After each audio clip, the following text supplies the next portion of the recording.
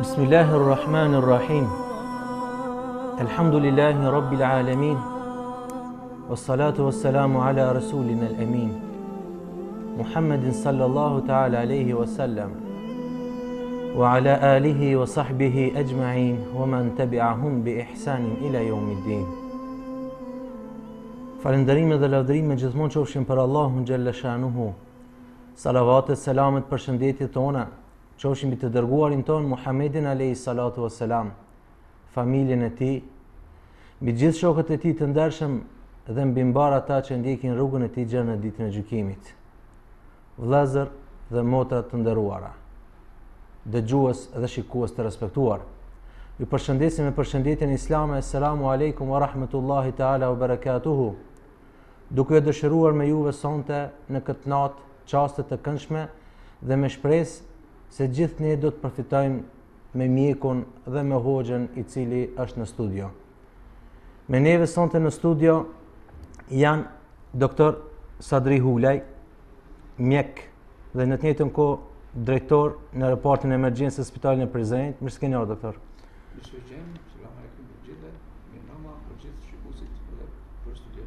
Me neve gjithashtu edhe hoxh Mervan Efendi Berisha, imam xhamin Elias Kukës. Mirë se keni ardhur gjithë. U këndash të vi edhe hoxha mazllam sonte, por për shkak të angazhimeve që i ka patur jashtë Kosovës, ka kërkuar falje sepse ende edhe në këtë çaste gjendet jashtë vendit. Me shpresë se herave tjera do të mundohemi ta shfrytëzojmë maksimum hoxhën e nderuar për atë që na ka munguar këto dy emisionet e fundit. Vëllezër dhe motra të nderuara, lajmërimin të cilin e kemi bërë që sa ditë me radhë në uebfaqën zyrtare të Radio Mëshirës, tema jonë e sonte do të jetë aborti, veper kriminale. Aborti, një punë, një vepër e cila më të madhe po bëhet në këto ditët e sotshme që jetojmë. Aborti një krim, ashtu siç kishte thënë para disa dite edhe kryeministri i Turqisë Erdogani, aborti dhe abortuesi edhe mjeku edhe gjithë të tjerë që i ndihmojnë janë kriminal.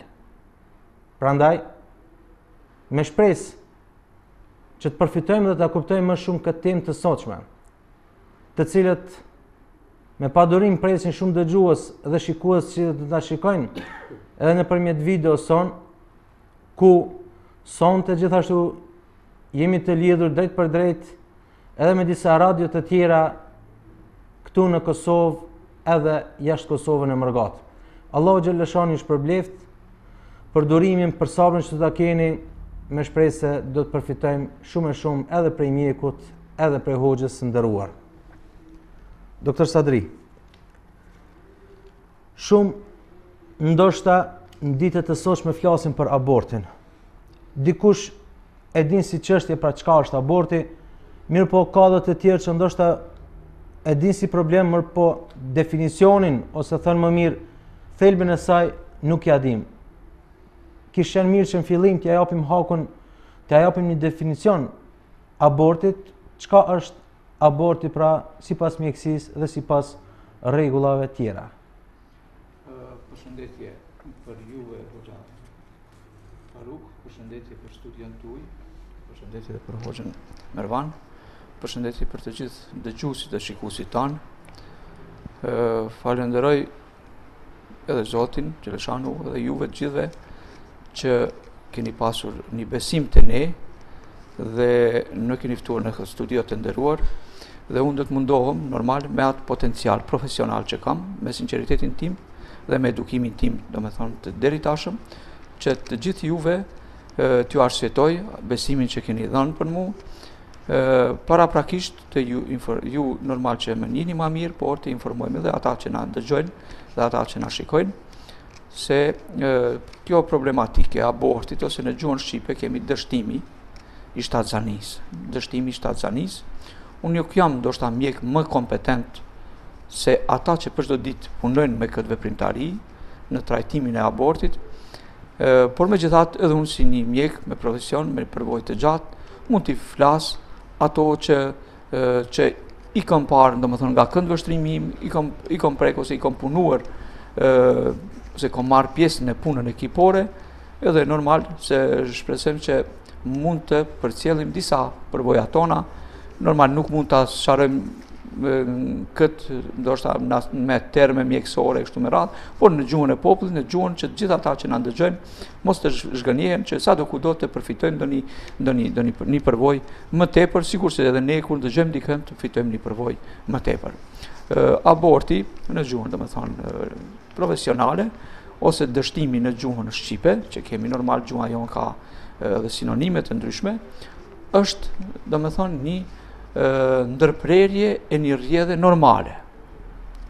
Aborti mund të jetë spontan, që nuk është domethënë ndërprerje e dhunshme, por është ajo spontanisht ose vetiu rrjedh normal, edhe ajo ka shkaqet e veta që e sjellin deri te ajo, por si temë bosh që keni diskutuar, që keni vendosur sot para shikuesve dhe dëgjuesve tanë, edhe normal që kemi këtë temë çështa shkoqitim nga aspekti i profesioneve të ndryshme, e normal pasi që kjo problematikë zhvillohet ose bëhet në institucionet shëndetësore, ashtu që unë mund të jap atë komentin tim, thash duke i përshëndetur të gjithë kolegët, bashkëpunëtorët që normal nuk po përzihem në punët e askujt më tepër, por po flas nga këndvështrimi im, nga profesionalizmi im, me një sinqeritet të madh, që sadokudo ta plotësoj atë rubrikë që normal që shoqërisë sonë, po dhe gjithë neve pjesët të cilës jemi, na mungon edhe normal të mësojmë ligjeroze.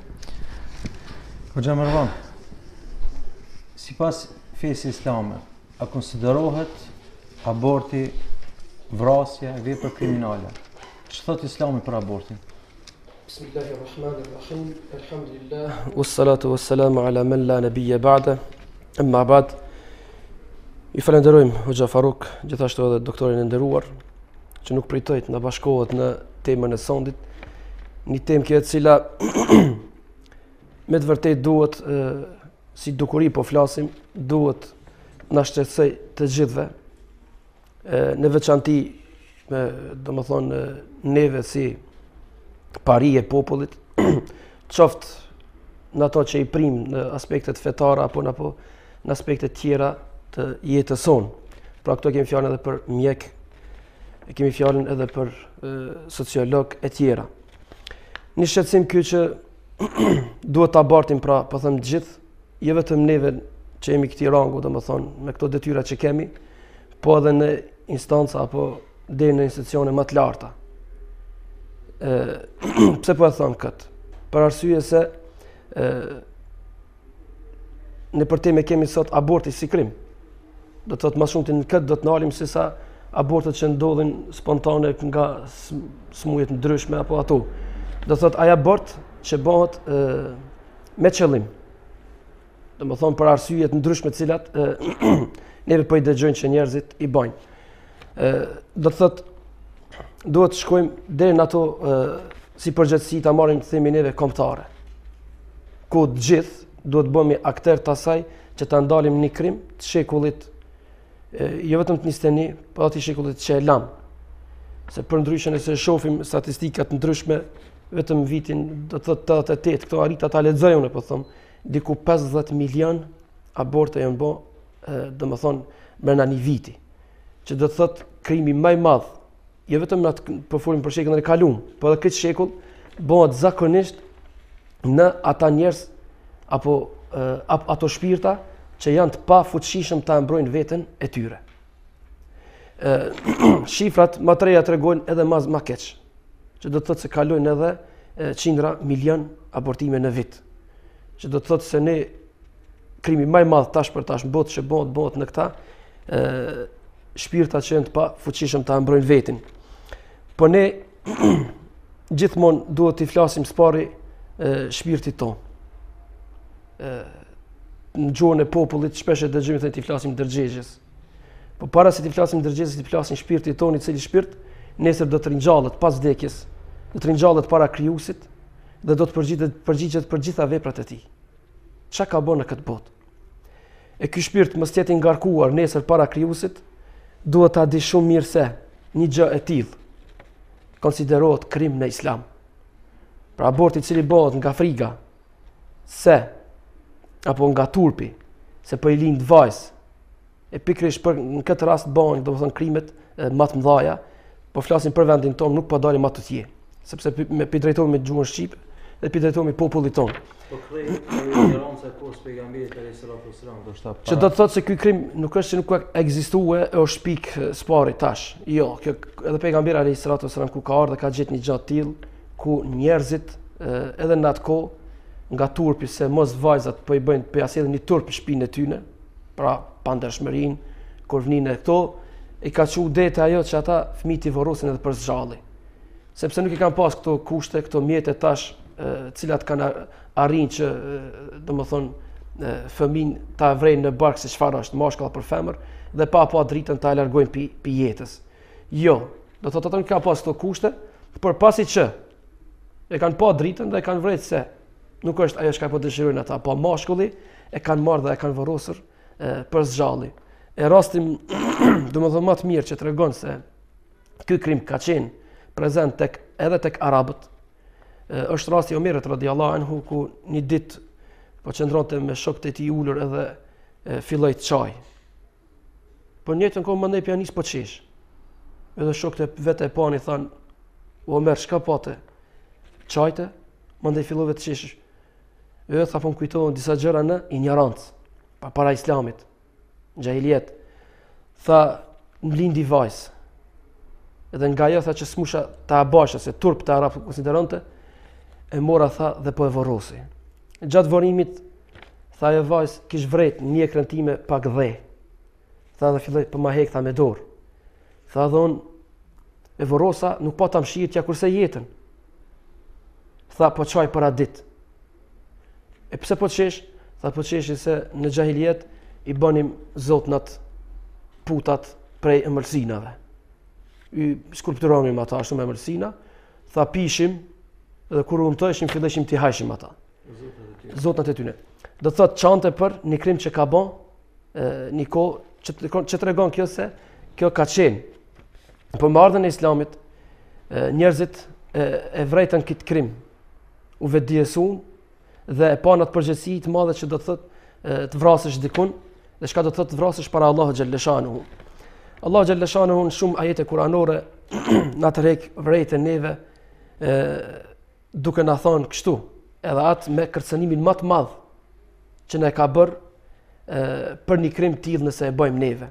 Thot Allahu xhallashanuhu në Kur'an: "Wa man yaqtul mu'minan muta'ammidan fajaza'uhu jahannam."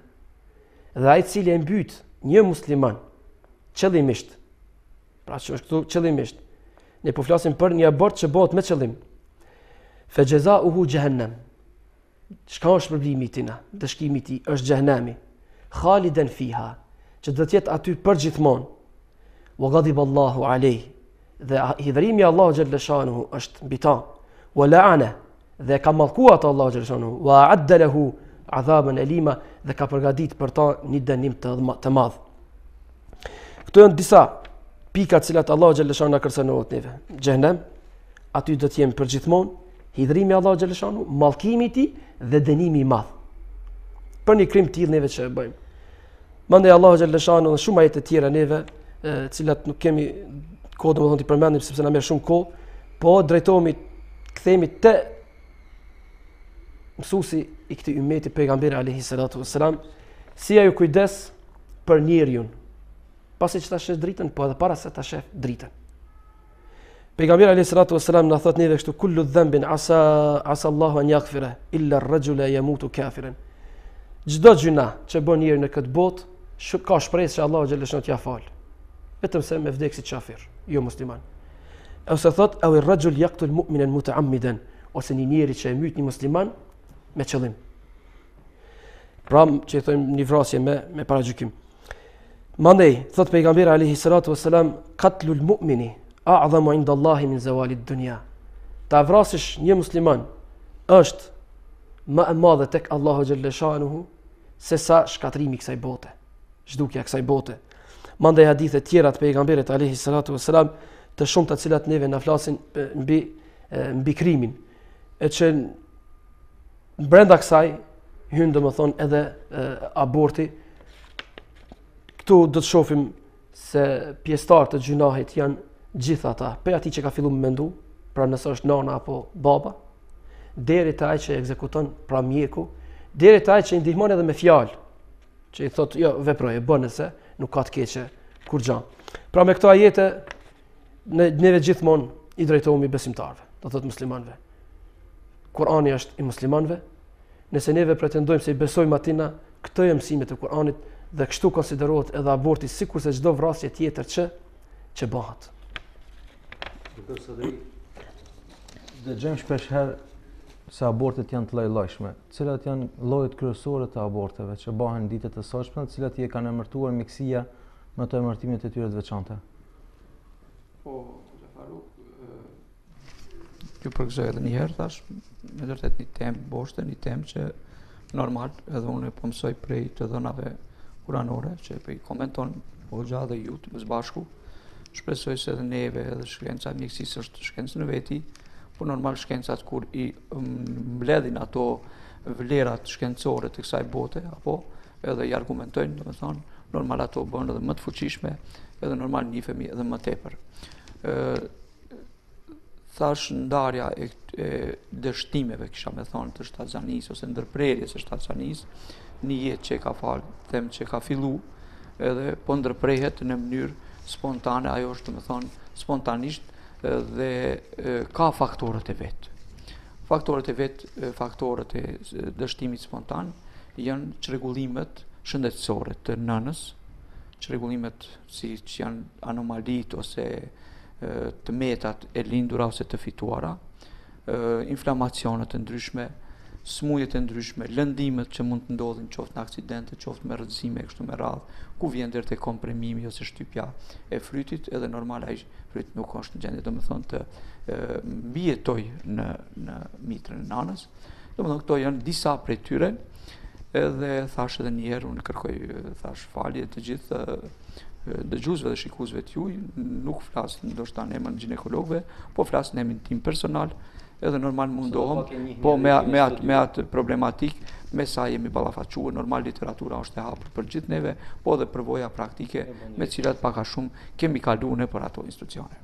Por problem më të madh, ky abort ose ky dështim, domethënë konsiderohet si dështim deri sa zhvillohet domethënë deri në javën e 28. Kjo është një datë karakteristike, nga se pas asaj jave, domethënë pas atyre javeve, pas atij termini, fryti është i afërt, domethënë i aftë për me u zhvilluar dhe është praktikisht një fryt komplet, po forcuar. Deri në atë moshë, domethënë deri në atë muaj nuk është, domethënë i forcuar dhe nuk mund të mbijetoj. Ashtu që kjo është një patologji, një problematik në veti, po pasi se tema që keni caktuar dhe juve dhe në përgjithësi ka rendin e ditës në kësaj studio, është problemi i abortit artificial që quhet, ose i nxitur, ose them i provokuar. Dhe ato mund të bëhen, domethënë në mjekësinë, me një arsye ose me një tjetër shumë mirë, Hoxha Mervani ceki, por ndonjëherë edhe ekspertët më të mëdhenj, edhe profesionistët më të mëdhenj vinë para dy dilemave të mëdha, para tretës, katërtës, por megjithatë normal ekzistojnë rregullat këtë botë dhe normal ata që i nderojnë ato rregulla kanë shpërblimet e veta, kanë fitimet e veta, po dhe normal kanë edhe dënimet.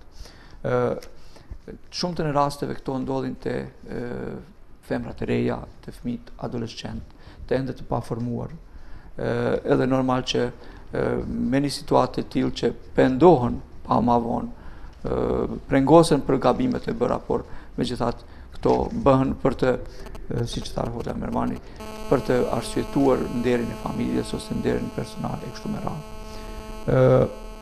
Neve në aspektin shëndetësor, ku unë jam them kompetent, ku i shoh ato komplikimet, shoh që ato dëmtime mund të manifestohen me çrregullimet serioze shëndetësore. Them më të rëndat janë me kërcënim jete, por me çrregullime të tjera të sistemeve, me humbjen e gjakut, me një infekcion të rëndë që mund të atakojë, të rrezikojë gjithë shëndetin e njerëzit. Edhe normal këto janë ato gjendje të cilat neve na brengosin dhe normal jemi kompetent për me i mjekuar. Shpesh ne i shohim në institucionet ku punojmë dhe ku kam punuar vite të tëra anë mban domethënë regionit po dhe më gjerë, kur njerëzit janë paraqitur domethënë me një humbje të vetdijes, me një zbehje të madhe, me një çrregullime domethënë të tensionit e kështu me radhë, dhe normal ne jemi detyruar që të bëjmë detyrën tonë mjekësore, jo të merremi me gjykime. Ne ta bëjmë detyrën tonë, nga se mjeku është me shëru, mjeku është me ndihmu. Institucionet tjera e japin vlerësimin tjetër, e gjykojnë, e korrigjojnë e kështu me radhë. Por normal, para çdo pune nxjerrim konkluza, nxjerrim përfundime, të cilat janë të mira ose të këqija, dhe normal si shoqëri duhet t'i rrehim edhe të marrim domethënë përfundime të mira. Thash, duke i parë komplikimet që sjell kjo, përveç atyre them shoqënore, ky problem quhet edhe domethënë problem socio-medicinal, nga se e atakon shoqërinë. Familja, nëse konsiderohet individi një pjesë elementare e shoqërisë, familja është ndoshta përsëri një pjesa kryesore dhe vitale e shoqërisë, e tash kur prishet familja, prishet edhe shoqëria, prishet individi, prishet. Në atë aspekt neve them mund t'i japim ato komentet që ndoshta mendoj se edhe për juve janë batë qarta, flasim me një gjuhë të kapshme, që një gjak deri që është domethënë gjaku duhet sa vendoset me gjak, aty s'ka tjetër, po ajo mund të shkaktojë thash infekcione, mund të kërcënon jetën seriozisht. Por nëse e kalon atë fazën kur domethënë jeta nuk është domethënë e kërcënuar ose është stabilizuar, nga se kudo në Kosovë, po që se kërkojnë një ndihmë mjekësore, mendoj se rrjeti mjekësor ashtu si është, por funksionon edhe jepet një ndihmë adekuate. Por ka komplikime, ato janë komplikimet e menjëhershme, po ekzistojnë edhe komplikimet e mëvonshme, e ndërto thash është edhe steriliteti ose them paaftësia për të lindur fëmijë. Andaj duke i parë parasysh, domethënë gjitha këto komplikime ja vlen me vërtet që diskutohet, po jo vetëm diskutohet. Secili prej neve që më ka thonë një plak i vjetër, merr mend ai njeri që ka mend. Gjithë mund të mësohemi prej njëri tjetrit, prej përvojave qoftë hidhura, qoftë të mira, edhe të them ta pasurojmë personalitetin ton, ta pasurojmë profesionalizmin ton, po dhe ta pasurojmë shoqërinë ton. Domethënë, unë konsideroj se piedestali më i lartë njeriu i shëndoshtë i kësaj bote. Normal, njeriu edukohet shkencorisht, fetarisht, në aspekte tjera, domethënë shoqërore, që të kuptojmë edhe të mësohemi prej pasojave, prej problemeve të tilla. Në vendin tonë, doktor, tu kemi fjalën për Kosovë. A ka rregulla të veçanta kur lejohet aborti, kur nuk lejohet, për shembull për spitale, se këtyre ditëve e munduar gjej një statistikë sa i përket abortit, por gjitha mediumet apo të them gjitha faqet e internet flasin se nuk ka statistika saktë sa i përket abortit, sepse shumica e aborteve kryhen në klinikat private të mjekëve që janë ginekolog. Për të arsye po nxez, ndoshta thuhet janë me qindra aborte që nuk dihen, madje disa nga frika, se nëse shkon në spitalin e qytetit, aty do ta shohin të tjerë, do të kuptojnë se ose ka shumë probleme smundje, ose kur ta shohin ginekologji do të kuptojnë se një vajzë rreshka do të lyp aty, 5-16 vjeç. Thash edhe mirë çekët edhe ju, një pjesë të i pas parasysh gjitha ato rrethanat bëhet pak a shumë në mënyrë më ilegale. Por megjithatë problemet kur nuk mund të zgjidhen e kur kërcënohet jeta njerëzit, edhe me gjitha ato kërkojnë ndihmë institucionale. Edhe thash, ndihma institucionale jepet ashtu që është më mirë e mundshme, merren normal masa, por për vendosjen e abortit, domethënë ekzistojnë edhe komisione, respektivisht konziliume, që do të thotë një barë të rëndë ta bëjnë disa mjekë, disa ekspert që së bashku domethënë duke vlerësuar gjendjen ekzistuese të femrës, edhe normal duhet të merret që të them duhet të lënë edhe mshmja për të marrë të këndshme kështu me radhë. Është situatë e rëndë edhe për mjekët të vendosin për gjanat e tilla. Por megjithatë, kur është fjala faktori i kërcënimit të jetës ose i shurjes së jetës, atëherë të gjitha tjerat domethënë do t'i përbinë edhe do të vendosen në dobi të jetës së individit.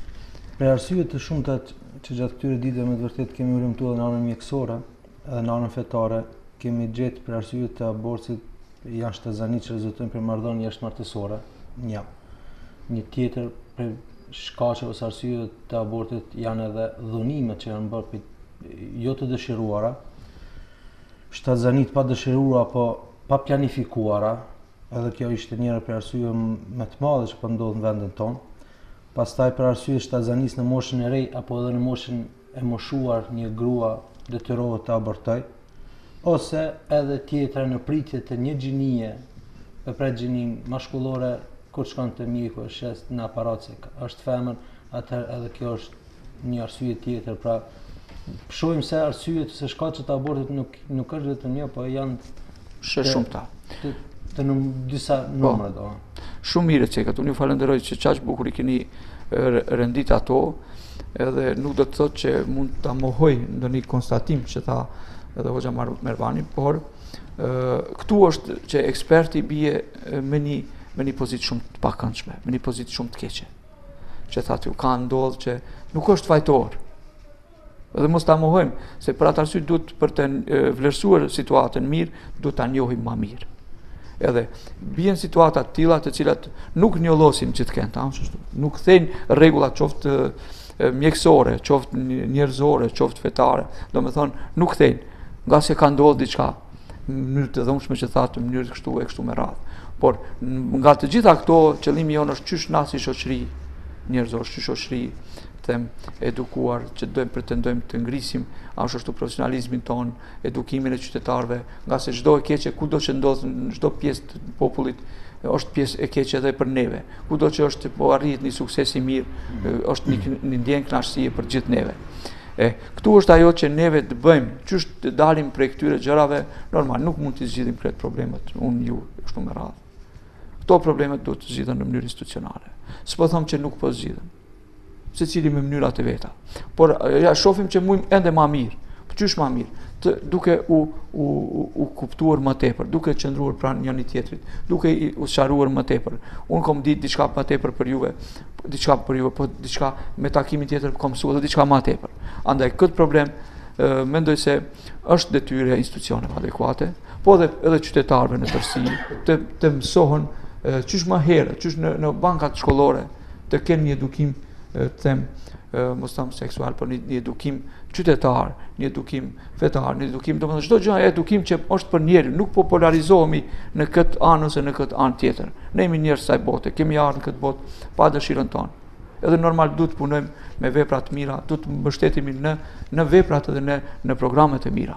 Edhe mendoj se kjo është ajo qëllimi që unë shoh që edukimi shëndetësor është një prej masave më mirë parandaluese, më me pak pasoja, nga se edhe të rit, edhe të rejat, edhe në përgjithësi shoqëria, familja, kur I ka parasysh ato përbes, unë se shoh që është rruga me dal ka dera, pse me dal ka dritarja. Mendoj se është një argument themi imi personal, po them, nuk jam mundu me marr, se nuk jam I autorizuar prej institucionit ku punoj që të vi, domethënë këtu, po megjithatë statistikat na bin neve në libra të ndryshme të cilat I kemi në dispozicion. Unë bile sot më herë takova në çdo lindje tha një prej autorëve, nuk po e citoj, thotë ndodhin 2 aborte. Domethënë është me të vërtetë një frekuencë e madhe, edhe ajo është praktikisht shumë mirë quajtet I mbytje e një individui e qëllimshme që duhet që të secili prej neve të vëmë gishtin, të mendojmë më tepër. Çka s'dim të kërkojmë në këshilla, të kërkojmë njohuri më tepër, edhe normal gjithë ato njohuritë ekzistuese ti zgjidhim ti shtojmë më tepër, edhe shpresoj se edhe ajo është një virtyt njerëzor, një vepër e mirë, apo edhe çdo vepër e mirë e shoqërisë, edhe në përgjithësi e individit I gëzon zemrat tona, e kënaq individin, po edhe shoqërinë e bën më të lumtur. Shpesh herë këtu tek ne, sidomos tash në vitet pas luftës, përgjithë politikanët tanë shohim se kanë sy të ka Evropa. Mundohen ta imitojnë Evropën, të marrin mësimin prej tyre. Po për fat keq në këtë aspekt, në punën e abortit, ende nuk është marrë ndonjë ligj ose nuk është vendosur ndonjë ligj se I përket ndalimit të abortit ashtu siç është në Amerikë, Kanada ose në Evropë. Ose siç po synohet, më bë edhe në Turqi këto ditë ku janë ngritur sa gra në protesta për abortin. Në realitet, qeveria turke ka vendosur të nxjerrë një ligj për ndalimin e abortit. Atëherë, Hoxha Mervan, derisa na del një ligj për ndalimin e abortit, tu themi gjithë atyre që na dëgjojnë, ata të tjerë që na shikojnë, sipas Islamit, në cilat raste lejohet aborti? Kur lejohet aborti? para se tym do më thonë në rastat kur Islami i lejon, sepse ne Islamin e kemi zgjidhje. Të duhet ta dinë gjithë besimtar. Është një kushtetut nga ana e krijuesit për krijesën. Edhe më së miri që e njeh këtë krijesë është Allahu xhalla shanuhu. As ne nuk e njohim veten siç na njeh Allahu xhalla shanuhu. Ashtu si na ka thënë në Kur'an, "Ela ya'lamu man khalaqa wa huwa al-latiful khabir", a nuk e di kun e ka kriju? Pra Allahu xhalla shanuhu është krijuesi i krijesës. Andaj edhe gjithçka shkaj nevojitet, aja ka ofruar në këtë kushtetut, këtë program të jetës tonë. Po para se të hyjmë këtu, deshëm pra të ndalemi te ai fryt, të më thonë që është në mitrën apo në barkin e nanës. Neve vetë për evrim, të më thonë jemi dëshmitar plot prindve, çifteve, cilët nuk e kanë këtë nafak. Ashtu Allahu xhalla shanuhu ka shkruar që me vështirësi të arrin deri te evlat dhe te fëmijët. Edhe shohim me çmime maramendse, që e provon një herë, dështon 2 herë, 3 herë, gjitha janë të kushtueshme me 1000 euro. Domethënë nuk është puna aty për 100, 200 euro, apo 300 apo 1000 euro. Me 1000 euro shkojnë për të arritur po vetëm për të arritur deri te ajo mirësi e Allah, ajo dhurat e Allahu xhalla shanuhu. Tash pidojmë njerëzit 2 grupe, një grup që kërkon ata, i kërkon me çdo kusht, dhe lyp ilaç, shërim, qoftë edhe në Kinë, në Rusi, apo në skajt botës. Kurse një grup që Allahu xhalla shanuhu ja ka dhënë këtë mundësi dhe shkojnë. Neve tash do të ndalemi pakës edhe në raste. Domethënë që i përmend ti, ne kemi, domethënë e para përmendëm që ka qenë kohën e arabëve, shkaku i turpit. Te ne kemi shqiptari preferon mashkullin, nuk e preferon femrën. Ashtu ngajmë mas mashkullit. Mandej e kemi nga modernizimi që neve po na kushton si shumë. Do të thotë nuk duhen më tepër se 2 fëmijë. Mjafton për mua një djalë, një vajzë, edhe e konsideron veten familje moderne. Po, edhe me çdo kusht mandej mundohet që edhe nëse e çon deri në abort, nëse i çon ata, edhe ato do ta bëjnë, vetëm me rujt atë modernizimin e tyre. Mandej kemi frika e kushteve ekonomike për familje. I kam 2, edhe një me lind 3, domethënë sikur pihin hise të tjerëve. Ne e dim që pejgamberi alayhis salatu wasallam na ka thënë ushqimi i 2-ve i mjafton 3-ve, i 3-ve 4-ve, 5-ve. Domethënë mandej është ushqimi një çështje apo risku, një çështje jo në dorë të insanit, në dorë të njerit. Risku është në dorë të krijuesit. Allahu xhalla shanuhu atij që jep shpirtin, momentin që lëshon shpirtin në trupin e tij, ja shkruan 4 gjëra. Një prej tyre është edhe risku i tij. Edhe thot pejgamberi alayhis salam, nuk ka me vdek kush pa e plotësuar riskun e tij. Në momentin që e plotëson e ka më kësaj dynjaje. Pra nuk është risku në dorën tonë që neve t'i planifikojmë këto gjëra në këtë formë, se po i batëm 5 fëmijë, kanë pas baballar tonë, xhallar tonë, domethënë gjyshret tonë, edhe më shumë fëmijë. Me ka 10, me ka 15 fëmijë. Domethënë nuk i kanë pas këto kushte të cilat neve i kemi sot. Që kur do të shkosh, nëse zgjosh bukë, s'ke domethënë parë për me ble bukë taze, bile bajat blesh. Domethënë nimetet të mirat janë gjithkund. Ata edhe pasunin, mallin e dynjos me pas, s'kan mujt me gjet një kilogram misër apo grur apo mill, që do të thotë me ato kushte, megjithatë nuk e kanë pas këtë bindjen tonë, cilën neve tash e kemi. Sepse kanë qenë më afër dinit, më të lidhur me din, e kanë ditë që risku është në dorë të Allahu xhalla shanuhu. Prandaj edhe Allahu xhalla shanuhu na drejtohet neve me këto fjalë: "Wala taqtulu auladakum khashyata imlaq." Mos i mbytni vllatë juaj, fëmijët e juaj nga frika e varfërisë. Nahnu narzuquhum wa iyyakum. Na i furnizojmë ata edhe juve. Kush po të furnizon ty? Kush garanton që nesër do t'i gjesh të mirat Allahu xhalla shanuhu? Nëse është aty ashtu për ty, është edhe për furnizuesin njëjtë. Po këtu është dobësimi i dinit, ne i thojmë, tek njerëzit, dobësimi i imanit në Allahun xhalla shanuhu i bën ata të varfër shpirtërisht. Jo materialisht. Të varfër shpirtërisht. Edhe gjithmonë e kanë këtë breng se si do të ushqemi, si do t'i rrejs këta fëmijë, si do t'i shkolloj, si do të bëj, gajle këto që po hynën në insanit e kemi na një tjetër, domethënë, që na rrim bikry gjithmonë është shejtani, vetëm janë nxit njërin në kësi gjana. Po sido që tjetë, domethënë, ne sa po largohemi pi dinit, domethënë, po na kapin këto gajle dhe këto të lashe. Pra atë dhuratë cilën Allah xhalleshanu po na jep, a thua është ajo e jonja që neve të bëjmë çka dojmë me to? Jo. Absolutisht jo. Ajo është një dhuratë cilën neve jemi të thirrur që të kujdesemi për to. Dhe nëse neve ja cenojmë jetën e kësaj dhurate kaq të bukur që Allah xhalleshanu ja jep njeriu, atëherë do të jemi përgjegjës. Në përjashtim raste, cilat neve duhet i përmendet, pra kur lejohet atëherë abortin sipas shariatit. Na thonë që Islami është zgjidhje. Nuk është një Islam vetëm jo zban. Jo, ka raste që aborti është i lejuar. Rasti i parë është kur nëna është rrezikuar, pra jeta e nënës është rrezikuar. Ktu gjithë dietarët janë unanim në këtë çështje se i lejohet aborti në këtë rast. Nga ndonjë sëmundje. Domethënë, nëse fëmiu i saj foshnja, domethënë barkën e saj rrezikon jetën e saj, atëherë pa më parasysh se çfarë periudhë domethënë është fëmia në mitën e nënës, i lejohet që ajo ta bën për me rujtën, domethënë veten e saj.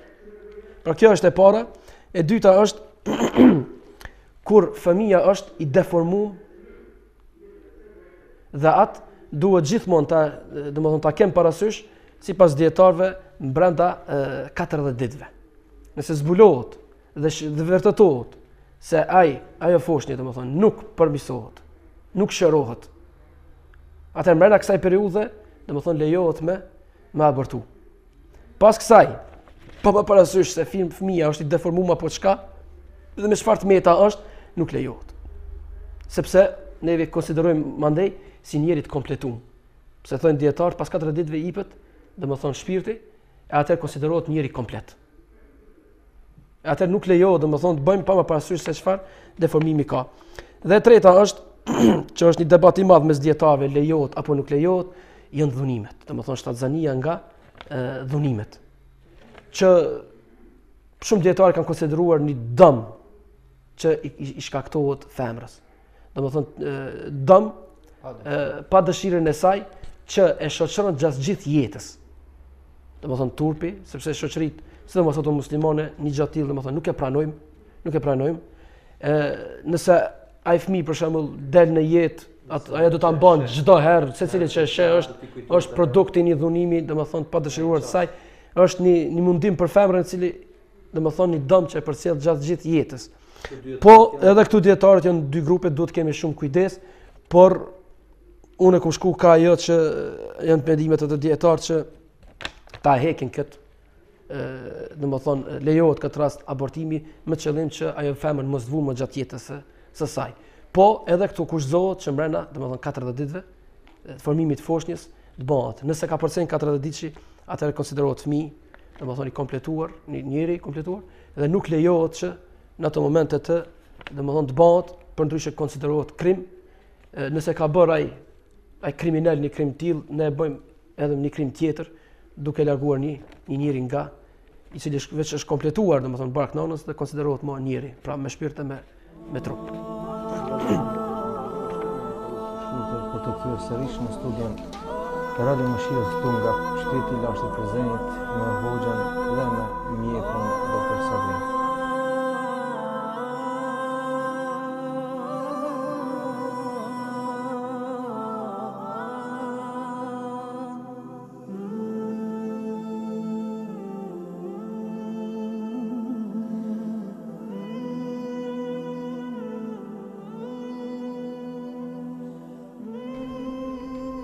Dëgjues dhe shikues të nderuar, sërish kthehemi në studion e Radio Mëshirës këtu në Prizren.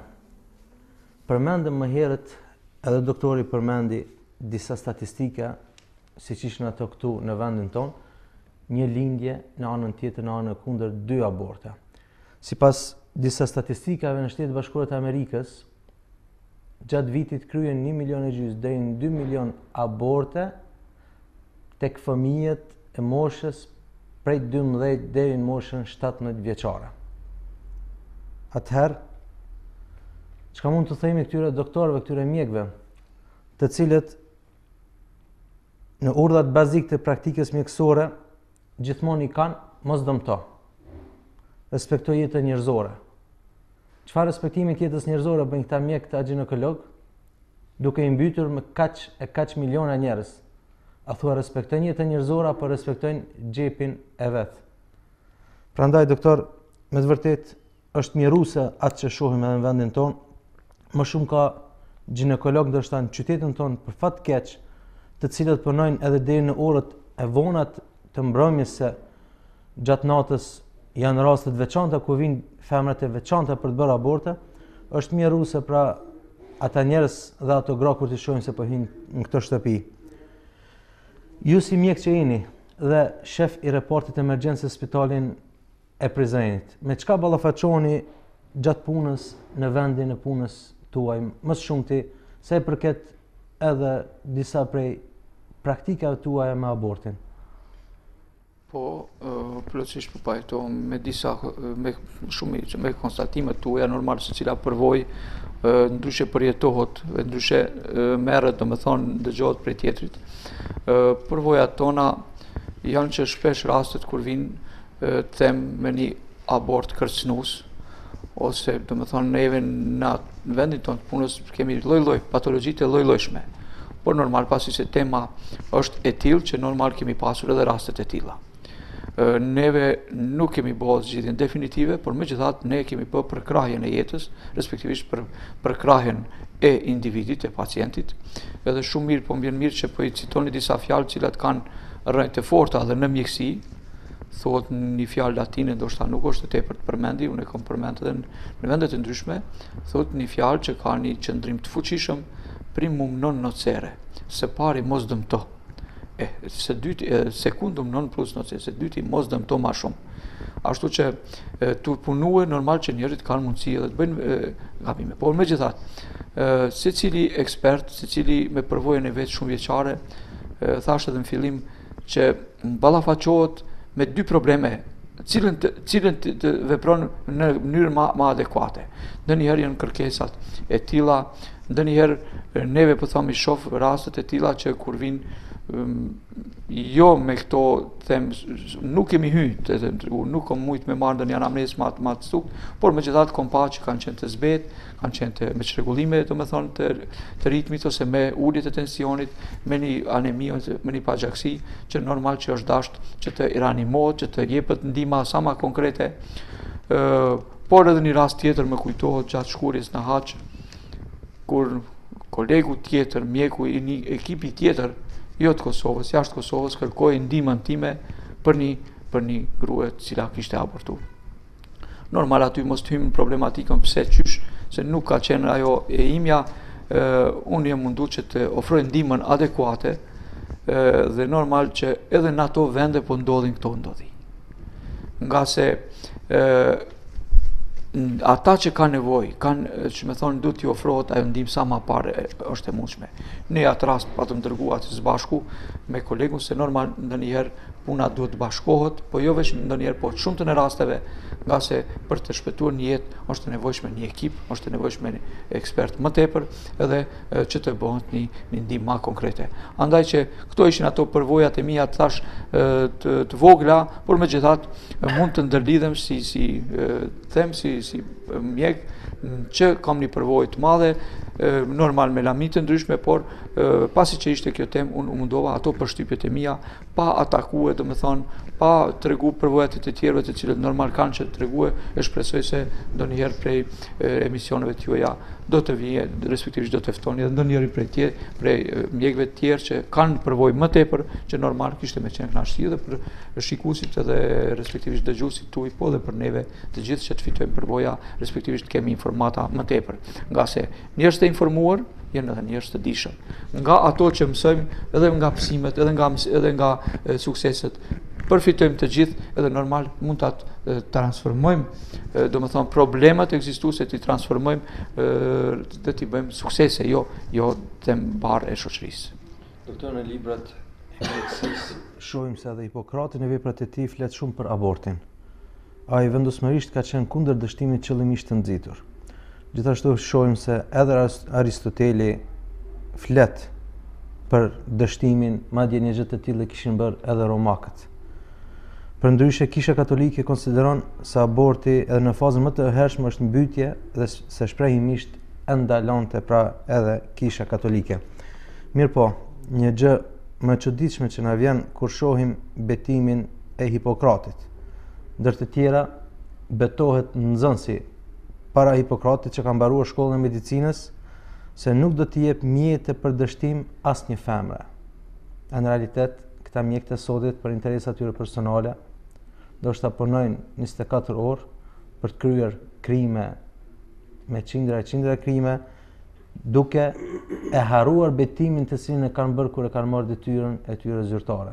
Pra, është mjerim dhe është mos ndërgjegje, mos respektim i detyrës edhe vendit punës për cilin edhe janë betuar këta mjek, pra rastet kur i bëjnë abortet, cilat janë nga padëshira e njerëz palë ose tjetrës. O Xhamervan, në rastet kur bëhet një abort, çka është dëmshpërblimi për abortin i cili bëhet me qëllim? Asa përndryshe thënë edhe fidje sipas Islamit. Po para kësaj, gjithashtu deshta të ndërlidhna me ata se këto abortimet që i thëjmë një vetë qëllimta apo nxitse që i thëjmë, nëse dikush nuk i ndihmon, nuk i kishin bo edhe të tjertë, se kanë dhe atë mundësi me e bo. Se jo të gjithë do të thotë mund të hekin diçka nga trupi i tyre. Absolutisht hiç, do të thonë do profesionalizëm, do rregulla që me arrit deta e qëllim pa u dëmtu vetë. Se ne kemi edhe të kaluamën, do të thonë ton ku do të thonë gratë cilat e kanë provokuar abortin vetë, hiç pa shku te mjeku, po ju ka kushtuar me jetë. Do thotë ju ka kushtuar me jetë. Për këtë, do të thotë, një ndihmesë e madhe është që i hapin dyert abortit, janë, do të thonë, vetë, do të thonë, mjekët. E tash, a konsiderojnë ata të vetën të fajshëm apo jo? Ajo nuk mbetet e tyre. Edhe pse e ndjen doktor këto, sigurisht këtë përgjegjësi. Po, besoj që po kënaqem që përveç njohurive tuaja bazike në edukimin fetarista, keni njohuri shumë të mjaftueshme edhe në shkencat tjera, edhe në shkencat e profesionistëve tjerë jo islam. Ky fakt më bën që me të vërtet një çështje të sqarohet dhe të rahat nga të gjitha anët, edhe nga veri, edhe nga lindja, edhe nga jugu, edhe nga perëndimi. Kjo është ajo esenca që unë me të vërtet po pajtohem, na pak kemi nejt me ju, po besoj që po kënaqem që i keni ato njohuri që unë po them po flitni ju sikurse unë të kisha fol. Edhe e vërtet që këto tema kërkojnë angazhime, të them, shumë profesionale, edhe angazhime nga lamit e ndryshme. Nuk është lehtë për mjekun, unë po them, jam mjek edhe unë, që të veprojsh je me dy hallet cilën do ta bësh më mirë. Unë personalisht e përdori, po mendoj se edhe shumë kolegë tonë nuk thirri maskën prej pacientëve, se po duhet të këshyr, se po duhet të vizitu, se po duhet. Po ata njerëz që janë ose të smur, ose të lënduar, ose të me këtë temë që shkollçitëm, ata nuk janë të aftë ndihmojnë vetvetit. Ata ju ndihmon një shpëtues i rastit, ashtu më quajmë edhe në gjuhën angleze, edhe në gjuhën të tjerë, mendoj se edhe ju keni termin adekuat në gjuhën arabe ose në gjuhën shqipe, ne kemi shpëtues i rastit që është i mjaftueshëm. Edhe bjen, edhe normal ne jemi para një akti të kryer. Ne nuk dimë me bëj diçka tjetër. Na do ta japim ndihmën. Ne nuk i gjykojmë, ne nuk i dënojmë, ne do ta japim ndihmën mjekësore. Për atë arsye, këto probleme do të zgjidhen edhe jashtë aty derisa është në intervenim aty s'ki tjetër, do të intervenojsh, ja do të paditësh për mos dhënien e ndihmës. Ktu është esenca, që mjeku ndonjëherë është në një pozitë të palakmueshme, nuk po merret, nuk mund ta merr me njëherë një anamnesë ose të them të dhënat e gjata se çyshe pse, se tek e fundit i fshefin. I fshefin njerëzit. Na nuk mund të marrim për herë të vërtetën prej tyre. Por ne aty prej përvojave tona, prej vlerësimeve tona, prej analizave, ekzaminimeve të bëra, prej punës ekipore, në konsultimeve në mes specialistëve ndryshme, bëhet ajo që është më mirë e mundshme për individin adekuat. Edhe këtu është, e vërtet që ka për të thëmbuar, ka për të kritikuar, por ka edhe për të lavdruar për mjekësinë. Unë shoh në shumë vende që është në thumb, kritikohet. Po besoj që unë në vendin ku punoj, jo veç për mua personalisht, kur punojmë në ekipe 10-15 mjek kujdestar, besoj që bëjnë punë të madhe. Domethënë, nuk është për herë ana në kontekstin e të zezës, po është edhe kontekstin e të bardhës. Se po që se nuk reagohet, nuk dërgohet në institucionet adekuate, ata njerëz janë të gjykuar me shkuar. E ku mbet ajo që e cekët betimi Hipokratit, që do ta japim ndihmën pa dallim feje, pa dallim regioni, pa dallim kombi, apo pa dallim gjinie, neve do ta japim atë betimin e Hipokratit që me vërtet që po them nuk ka qenë i fesë, apo e ka bë edhe po më vjen mirë që gjërat e mira ti marrim prej kudo që t'janë. Unë po them nuk po du me mohu asgjë, se secili i shohim prej këndvështrimeve tona, por megjithatë ka punë të përbashkët. Kemi nevojë debate, kemi nevojë qëndrime me njëri tjetrin, edhe mos hidrohemi, edhe nëse kundërshtohemi në mes veti, se veç takimi tjetër e kemi më të qartë qëndrimin se po shoh që shumë qartë sikurse, domethënë se njerëzit e sinqert, po si se s'din, duke pyet, kuptojnë. E këtu është esenca. Na kërkush gjithmonë kemi me mësu për çdo ditë. Unë kam bërë mjaft përboj, po edhe sot që i mësova diçka prej juve, disa konstatime që besoj që po kënaqem, që jemi në çato val, edhe pse s'kemi ne gjatë.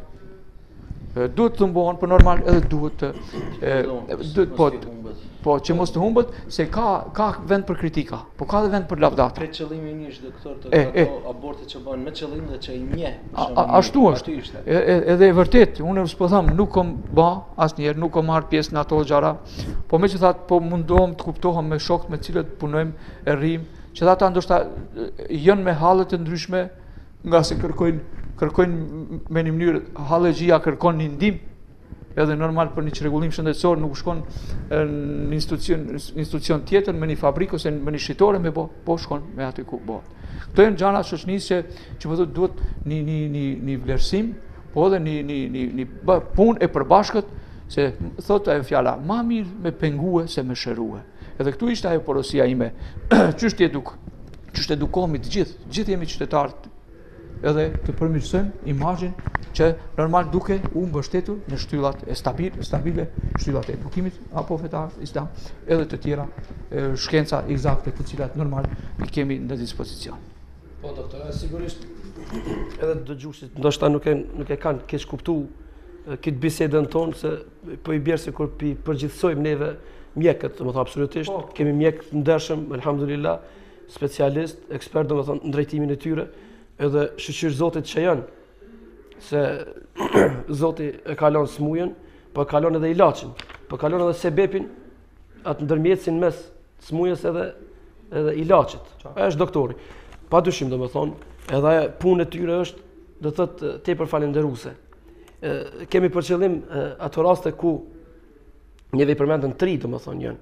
Por veç asajna që dalin, domethënë në Islam, konsiderohen gjithë kriminal pjesëmarrës në rast. Domethënë rasti i parë që lejohet, domethënë të abortohet kur rrezikohet në jeta e nonës. Atëherë nuk pyetet domethënë fëmia. Nuk është atë nuk pyetet as mjeku. Domethënë është detyrë e mjekut t'i ndihmoj për të shpëtuar jetën e saj.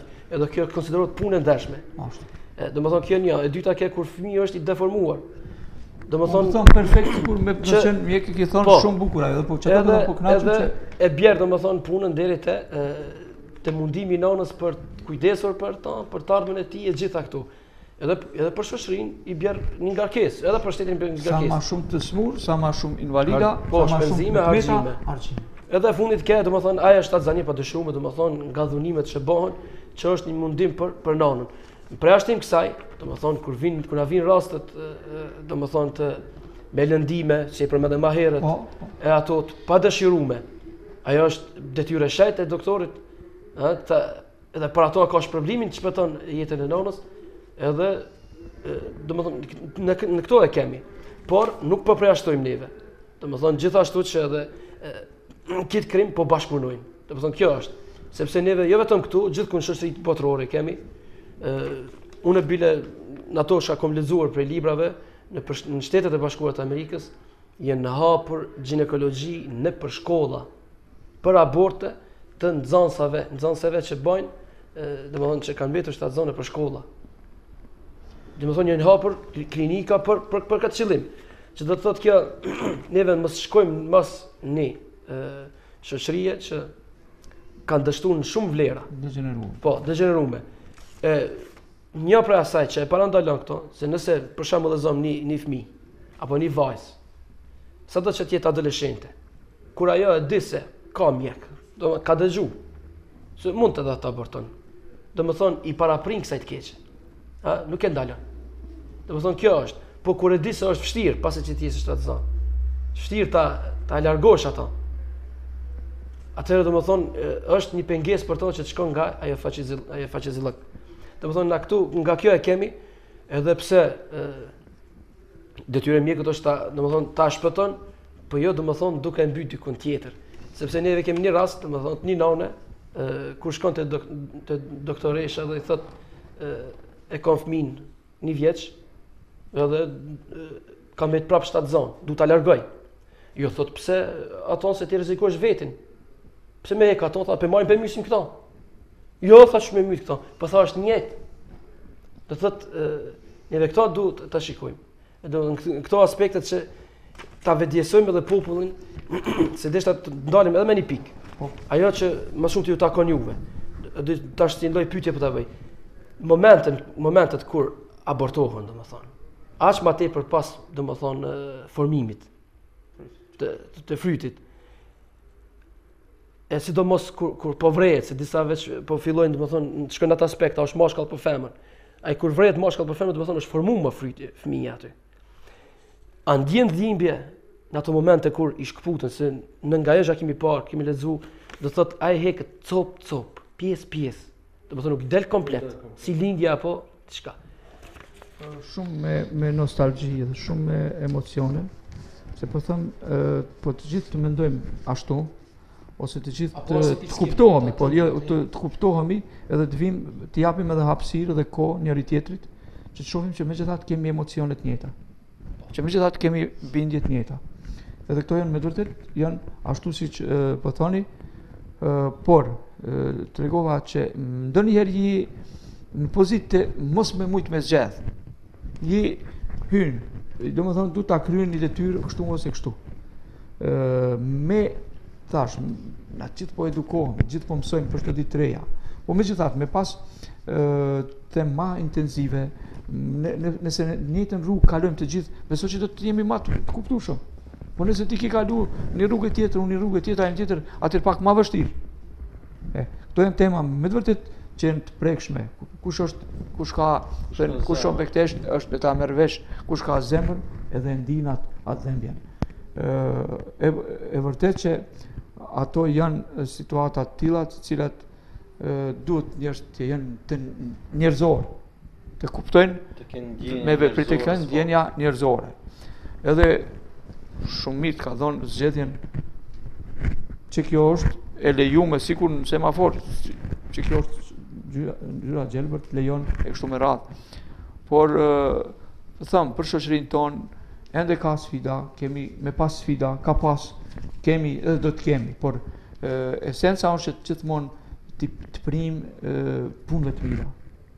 Edhe normal ato të mira në mënyrë spontane pak a shumë të marrin të tjerët, jo në mënyrë imponuesa. Ne të shohim unë çka ki vlerë më të mirë ta marr, jo me ma thon dikush. Mendoj se do debatet pak zgjasin edhe secili prej neve kur shohim diçka të mirë, kur shohim diçka korrekte, jemi në gjendje me përqafu me marrë edhe me u kënaqe, edhe me harru kohën e humbur ose mos them investimi, se ndoshta e tepërt është ajo, po atë kohë që ja kemi përkushtuar njëri tjetrit, e pam që po kuptohemi, po edhe përvojat tona t'ja përcjellim dikujt tjetër, normal të marrim prej të tjerëve përvojat e mira, edhe të pasurojmë për çdo ditë edhe shpirtin edhe mendjen. Që thot fjala latine mens sana in corpore sana. Mendja është shëndosh, është me trupin e shëndosh. Ndjenja e njerit me bo vepra të mira është ndjenja më e mirë. Unë po them si mjek e kam hetuar atë, mendoj se secili prej juve e keni hetuar se veprat e mira nuk bëhen vetëm kësi. Ka mos ka vepra të mira. Secili mund të bën një vepër të mirë, edhe të kënaqet, edhe të bëhet më i njerëzishëm, edhe më i kuptueshëm, edhe mendoj se si njerëz, domethënë të këtij vendi, të regioni kështu me radhë, ta ndijmë një vepër të mirë kudo që ta shohim. Po edhe një vepër të keq që thatë na dhem nisoj që ishte edhe tema që shumë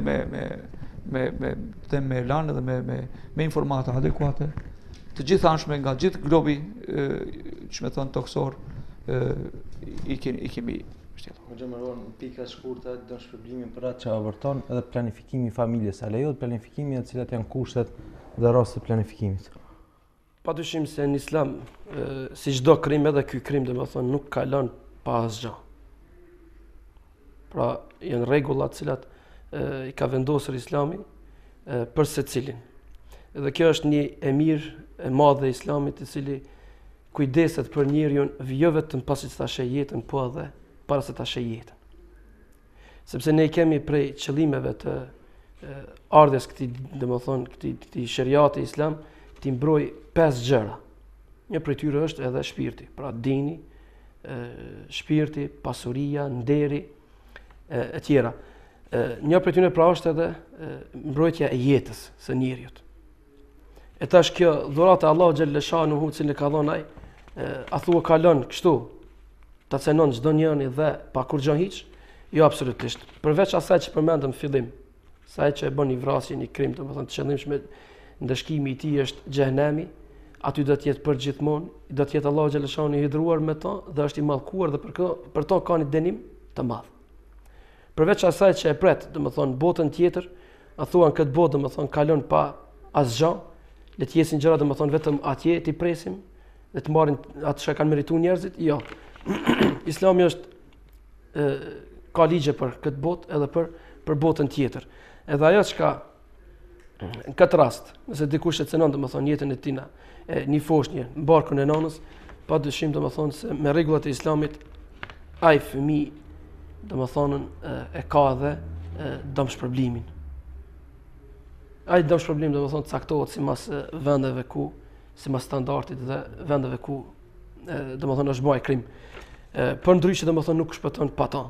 Është njëjtë sikur ta mbysysh një që ka parë dritën. Domethënë kjo është në aspektin e asaj si te femra ashtu edhe te moshkulli, po me një çmim domethënë të ndryshëm. Por po kthehemi në një aspekt tjetër, ajo është që sikush njerëzit, domethënë këtë abort pe bëjnë edhe në emrin të planifikimit familjar. Sot më të madhe flitet planifikimi familjar. Po, përmendëm më herët është çështja e modernizimit, domethënë të cilët një modernizim të verbërt jemi duke ndjekur, jo pa, domethënë pa një modernizim pa rregulla. E kjo është që po na kushton, domethënë edhe me këtë, domethënë edhe po vjen dete ky krim, dete aborti. Islami nuk është që ndalon planifikimin. Islami lejon planifikimin e përkohshëm. Po jo një planifikim domethënë për kufizues. Për shembull, të përkohshëm e ka një fëmijë edhe bën plan që ky fëmijë, po është edhe me Kur'an kjo, që pas 2 viteve, pas i turshej domethënë me xhinje me ato, çka ka të nevojshme e fëmijë, planifikon ta bëjë dytin. Më thonë pas 2 viteve apo 3 viteve. Ose për ta ruajtur vijën e trupit të nanës. Ai planifikim mbetet mes bashkëshortëve. Ose për ta ruajtur shëndetin e nanës. Se lindjet e shpeshta tash po folim në ato domethënë mjeksi, po e dobësojnë nanën. Edhe në këto domethënë një raste të cilat planifikimi familjar bëhet. Kurse një planifikim familjar për kufizues, do të thotë 2 ma tepër fëmijë nuk po du. Se çështu po më pëlqen, ose po tut nëse po kam frikë se si do t'i rritja ata, si do t'i edukoj e ato gjëra tjera, domethënë nuk qëndrojnë dhe nuk lejohet në Islam. Domethënë kjo është gjithçka lypet në planifikimin familjar. Kurse për ndryshe, domethënë mu friksue nga varfënia ose lodhja tepër që neve do të angazhimi i madh që do të ketë për ta, ato gjëra domethënë nuk qëndrojnë tek neve. Doktor, të bëjmë një përmbyllje të kësaj, një rezumet kësaj teme të sotshme, cilat mund të themi se janë masat parandaluese të abortit? Unë mendoj se masat parandaluese është edukimi qysh në herët, qysh në moshën shkollore, domethënë klasët e hershme, që të kanë të gjithë fëmijët, të gjithë nxënësat, ashtu kisha me thënë, një edukim të jetës seksuale, të jetës bashkëshortore, edhe normal të kuptojnë rreziqet e mundshme. Dhe ajo është, kisha me thënë që të përsëritet, të kanë udhëzim që të diskutojnë për çështjet e ndryshme, më mirë përpara. Kjo për fat keq po na kushton neve shumë se nuk kemi edukatën fetare. E vërtet. Të kishim pasur për shkolla edukatën fetare, aty do të përfshiheshin gjitha, edhe edukata seksuale aty do të flitej në ato çështjet e jurisprudencës islame. E vërtet, aty është puna, edukimet cilët e kompletojnë individin, bazike, që cilët e kompletojnë individin, që nëse i pyesish, domethënë bëjmë një anketë se çka ka ndodhur, pse ka ndodhur, shumica kanë me thonë nuk kam pas informat këshilla as prej prindit, as prej mësuesit, as prej shokut, as prej shoqës, edhe mbesin domethënë temat pa atakuara. Edhe kjo është që po ballafaqohen me përvoja negative, me përvoja të këqija. Mendoj se kjo është një prej temave të cilat normal me këtë mënyrë është më edhe pak e dhëmshme ose më e suksesshme, edhe normal si shoqëri unë du të marrim shembuj prej tek e fundit prej sisteme ose prej gjërave cilët e kanë organizuar më mirë. Na normal kemi njerëz që dojnë me punue, që kanë vullnetar, po megjithatë duhet çdo gjë t'i pri ata që dinë më mirë, ata që mujnë më mirë, edhe ata normal duhet të ketë edhe një përkraje nevojshme, domethënë, e cila nga se pse po them, na jemi edhe neve jemi prind, jemi fëmijë të dikujt, jemi vllazën, motra të dikujt e kështu me radhë, apo edhe normal kjo është them është një atakim i personalitetit secilit prej neve. Por normal mendoj se duhet bën plane adekuate, plane më të mira. S'po them që nuk është punue, po punohet, po shohim që se kemi edhe lëshimet e shumta të cilat kushtojnë si shoqëri edhe si popull që jetojmë. Xhamërvan, mund të përmend disa prej fetvave bashkëkohore në lidhje me abortin. Fetvave të dietarëve bashkëkohor. Normal që neve në dinë kemi të ndaluar të folim gjëra të cilat nuk janë të argumentuara. Dhe nuk i nxjerrim ato vendime të domethënë të momentit. Por gjithmonë bazohemi në libra të cilat e kanë domethënë që kanë folur në ato dietarët islam, edhe në për domethënë komisiona apo komitete të ndryshme të cilat kanë një numër të madh dietarëve që flasin për çështjet bashkëkohore të kohës. Sigurisht një breng domethënë e gjithëve ka qenë në botën islame edhe puna e abortit. El-Mejma el-Fiqh el-Islami, domethënë ky komiteti i jurisprudencës islame me qendër në Gjidde të Saudis, është në kuadër të konferencës islamike, që domethënë vete ka një numër të madh të dietarëve, kanë dhënë mendimin e vet në çështjen e abortit. Domethënë abortin e kanë ndaluar si rregull domethënë të përgjithshme, por e kanë lejuar në rregulla domethënë apo në momente raste të veçanta. Që do të thotë se ajo është e përmendur më herët, edhe cilat janë të domethënë të rregulluara. Pra neve gjithmonë duhet të bazohemi në ato që kanë folur pra dietarët. Se kemi edhe mendime që vinë momentale që i japin njerëzit pa kurfar përgjegjësie, ajo nuk na takon neve që të lypim zgjidhje, edhe nëse është në dom tonin edhe në dom të dinit. Absolutisht jo. Pra kjo është ka neve duhet ta kemi. Dhe tjetra që duhet ndalemi është që këto gjërat i paraprim në ndalesa.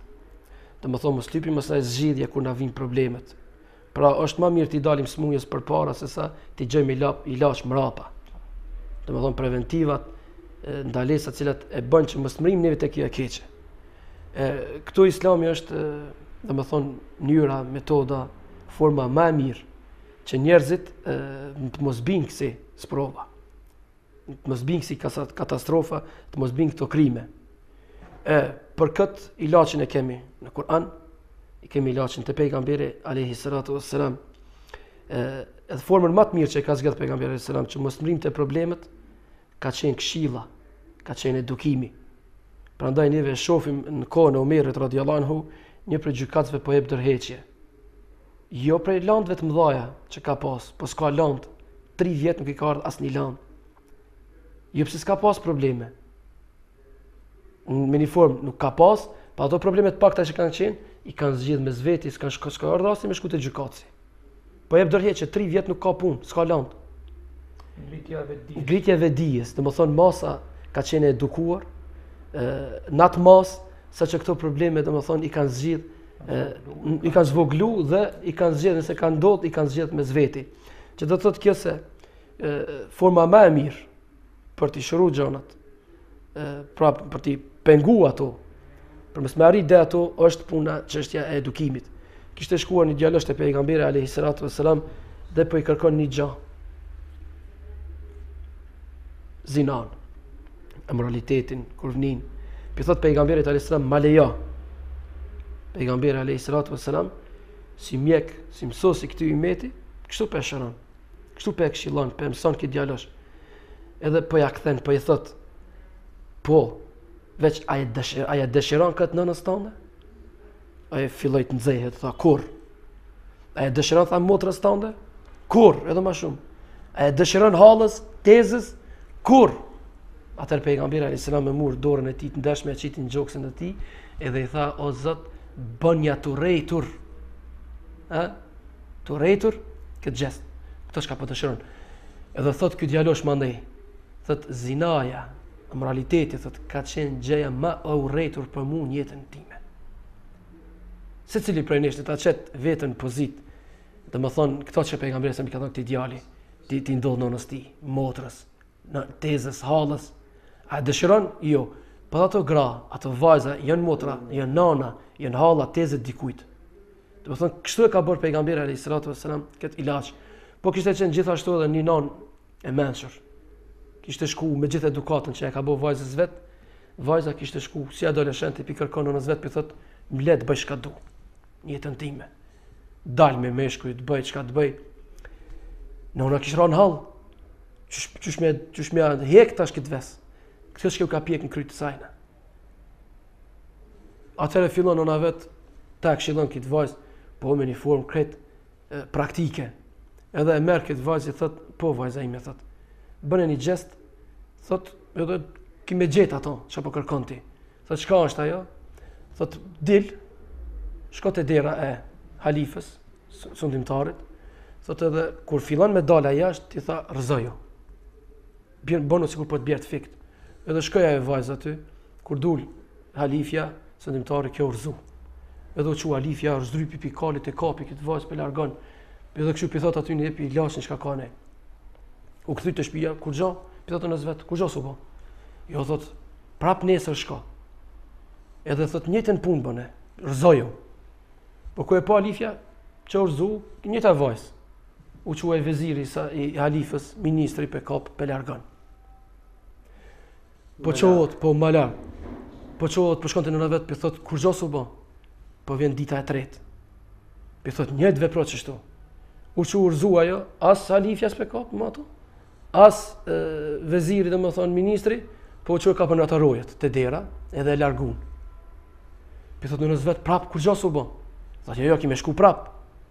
Shkon herën e katërt, rrezohet, ti hin gjinja tu i piskat, shkelma ata për zonë, thot në gjeti ma keq, pi thot në vet, kur gjo supo? E më i bitha, kështu tha është. Mas pari tha shkosh me të mëdhej, me personalitete, shkosh më staj me ministra, shkon grata vjen të ra. Sa ma zi që bosh, shkosh ta edhe të roja, dikur tha të hin shkelma, edhe të qesi tha të lënë rrugë. Kjo është logjike. Jashtë do të thonë pasojave tjera të cilat neve po i shohim do të thonë çdo ditë. Por çështja është edukata. Sa më herë të edukojmë do të thonë, aq më pak pasoja, aq më pak do të thonë këto dukuri i kemi në shoqërinë tonë. Doktor, për në fund, pasi që dhe zonë të thjesht një këshill, një mesazh për gjithë ata vëllezër dhe motra që na dëgjojnë, veçanërisht për motrat një mesazh që ka të bëj me temën e sotshme. Unë ju përshëndes sinqerisht edhe juve dhe gjithë ata që na kanë dëgjuar. Shpresoj se sa na ka lejuar në dispozicion koha, jemi munduar me emocione, me sinqeritetin më të madh ti përcjellim ato përvojat tona, normal që nuk jemi të përkryer të gjithë, po mundohemi gjithmonë të përmirësohemi gjithë, po megjithatë ato që kanë dalë nga zemra, domethënë kanë qenë të sinqerta.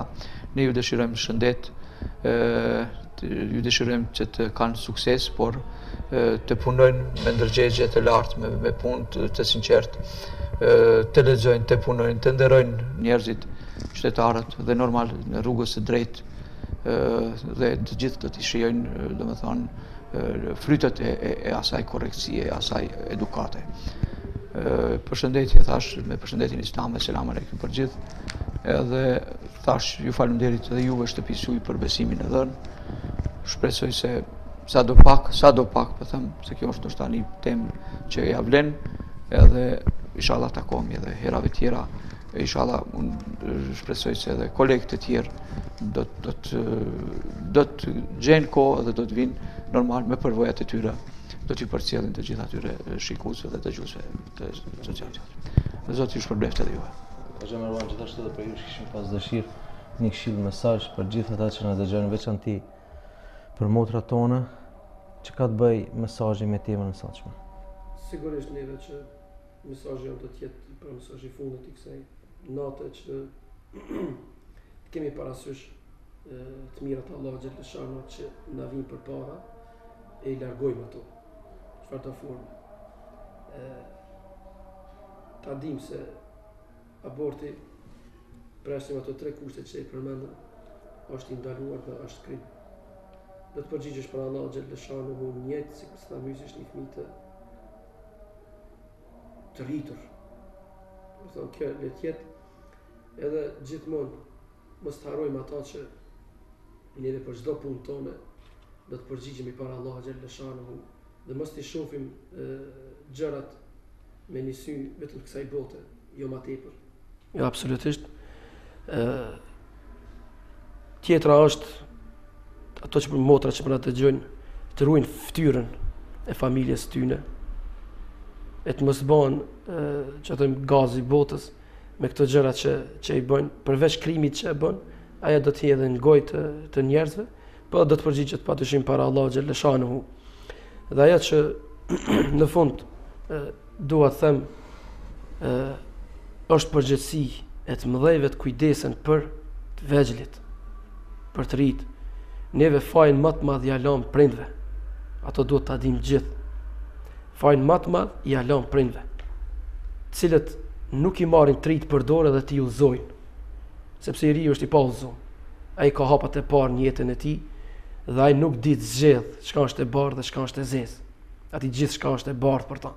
Çdo gjë që I del përpara, nuk I ka parasysh ai dëmet, pasojat që vinë, për çfarë do veprimi që ai bën në jetën e tij. Nuk I ka parasysh. Është I madhi I cili ka kalu këto gjëra, nëse si ka provu vet, I ka vrejt, I ka pa të tjerë. Përvoja e tij e bën që të merr këta 3 për dorë dhe ti çon ka më mira që është. Pra gjithmonë faji bjerë mbi ta, shpesh na triti shohim, domethënë edhe është fakt se janë të pafajshëm, sepse ata nuk I dinë dëmet e veprimeve tyre që I bëjnë jetën e tyre. I kuptojnë, po I kuptojnë vonë. E kur të bëhet vonë, çka I vyn ajo jetë atij triu, cila veç ka filluar me katastrofë. Andaj domethënë të jetë kjo një këshill për ato nona, për ato baballar që na dëgjojnë, pra përgjithësi për ata prind që na dëgjojnë, t'i kenë parasysh fëmijët e tyre dhe të rinë më afër me këshilla. Të rinë më afër. Një prej edukatorëve të mëdhej të botës, pra amerikan, po thot një fjalë të madhe. Fëmijë nëse largon thot më tepër se 1 metër pi vetës e humbe. Çfarë do të thotë kjo? Ta kesh gjithmonë afër vetës, ta këshillosh, ta edukosh. Kurse ne në frymën islame kemi që me fëmijë deri në 7 vjeç të lozim, të lujmë me ta.